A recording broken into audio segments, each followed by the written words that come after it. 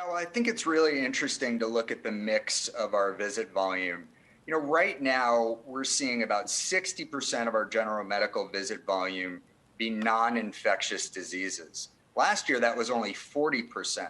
So, I think there's a common misperception that this is just driven by COVID and it's all people who are worried that they have COVID because they have an upper respiratory issue.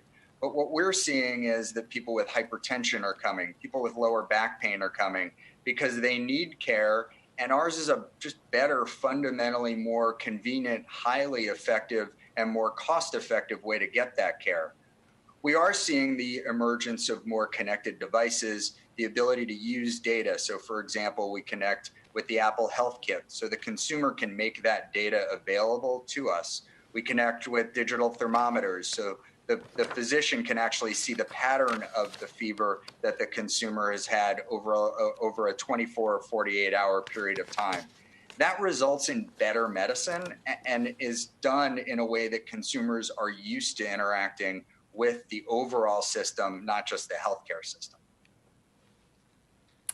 Jason, expanding on that, what about the mix of the people who can really access healthcare this way? There's been data that shows that it's really been adopted much more so with people who are more affluent, who have access to better devices and better broadband. How do you prevent this switch to this system exacerbating health equity?